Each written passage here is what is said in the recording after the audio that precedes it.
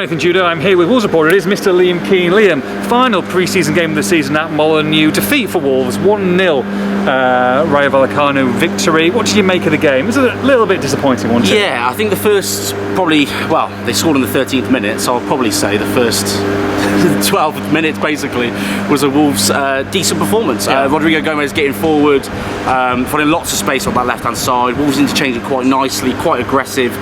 And then Rayo Vallecano score an excellent goal, half volley, lovely finish. And from that point onwards, Wolves never really regained their momentum. They never really got back into their stride. They sort of got over the line at half-time against the Vallecano side that were quite direct, that weren't really causing a lot of problems. Yeah.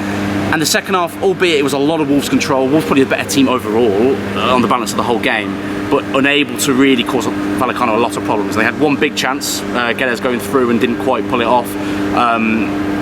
It was just a little bit disappointed, and flat is the right word. They just sort of fizzled out really from the first 12 minutes till the rest of the 90. Yeah, look, main takeaways, not really tactically, but maybe just personnel today. We know they're going to play a 4. They did play a 4. Matt Doherty started the game, which probably gives you an indication, with Nelson Semedo missing the first 3, that he's probably going to get the nod. Gary O'Neill's going to go a little bit more experience. And I guess the other talking point to a certain extent was that he stayed with the back 2 of Totti Gomez and Yus Mosquera. Yeah, I think Doc's obviously clearly going to have the shirt with Semedo suspended. I think Lima was definitely in with a shout at one point during pre-season, but probably a smart decision really, that you ease him in. Look, he's 18, he needs time, physically, both tactically, mentally, the whole picture really. He needs a little bit of time to get used to what top flight Premier League football is like. So that seems to be the decision that's been made, certainly. We've then got Yus and Totti, which we expected, but it's also a big decision, isn't it, to play those two and give them the full 90 today. Santi Bueno and Craig Dawson didn't play at all, and it looks like it'll be those two going forward. However, Gary has hinted in the past, hinted again today after the game, that he may go with a 5 for Arsenal, he may go with a 4. There might be an extra defender thrown in there. You'd imagine it'd be Dawson if there is. Yeah. And if it's a 4, it's going to be those two. If it's a 5, Dawson's in. It's probably about where we're at, which is the big decision. And then the situation is fluid, and it will change. I don't think they're going to be a back 4 all season. I think sometimes he will go for a back 3. You just wonder, Gary O'Neill wasn't particularly happy with that performance today. He has very high standards. Whether he's watched maybe that there is still some work to do in that centre-back pairing, whether he might just opt, like he has done with Matt Doherty on the right-hand side, to go for that little bit more experience, whether that be in a 2 or a 3 at Arsenal, which is one of the toughest places they're going to go to all season. Yeah, that's the big decision to make, probably across the whole 11 really, isn't it? Because there were moments today, and I think moments we've seen in pre-season, where Mosquera has been very good, but then moments he struggled with the ball at his feet, and he did struggle with the ball at his feet today. A few errors, misplaced passes, and against Arsenal, that you'll kill yourself doing that. It's going to be really difficult. So I think it's going to give Gary sleepless nights, to be honest, making that decision, because he's clearly backed these two. But you go into Arsenal and a 5 is very tempting, because of the situation you're up against, because of the team you're up against.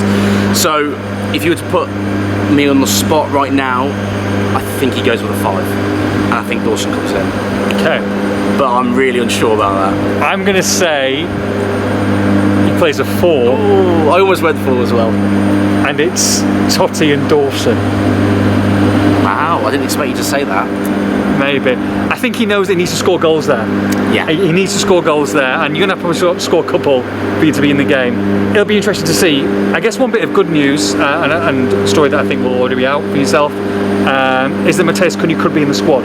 Yeah, it looks like he's recovered pretty quickly from a hamstring strain, because he went away to Brazil, hadn't trained a lot. They're hoping to get him back on the grass on Monday, then have him back in hopefully full training later in the week, and that will hopefully give him probably not a start, but some minutes at Arsenal, provided that the week goes well. But the week has to go well, doesn't it, for that to happen? So yeah, it's definitely a big development, because we were unsure whether he was going to be available. We were waiting to hear a bit more on that because of him going away to Brazil. So to have him available would be a big plus for us. And I'm pretty sure we won't get a nod yes or no when we come to the press conference on Friday, because I'm sure he'll want to keep Arsenal guessing as well, because Matheus Cunha, let's be honest, is integral. We saw him and Jorgen Strand-Larsen, who we'll come on to in a little bit, superb in that West Ham 30 minutes before he came off. And you just seen today, I think they miss Matheus Cunha, they really do. They miss him coming from deep, linking that midfield, linking that forward line. Rodrigo Gomez can then hug the left, and he can come in late, and he can't quite do that. I know he mixed it with Hwang Hee-chan today, if you've got Mateus Cunha in the side,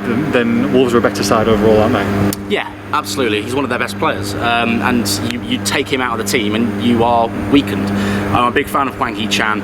I don't think he's quite found his place in this starting 11 yet. He's replaced Cunha in that role, but he's a slightly different player, plays it differently, plays it probably more as a 2 up front, that is, rather than Cunha, who's a little bit deeper. You lose one of your good players like Pedro Neto going. Wolves are going to be hindered by that. The good news is it looks like he's going to be available quicker than first four, and that means that all of that work that had gone into pre-season about changing the shape, bringing him in, isn't going to go to waste. He's going to be able to slot back in and hopefully start perhaps the Chelsea game or the Forest game after that. Not to be today, but it's only pre-season, and we'll see you all next week for the big one.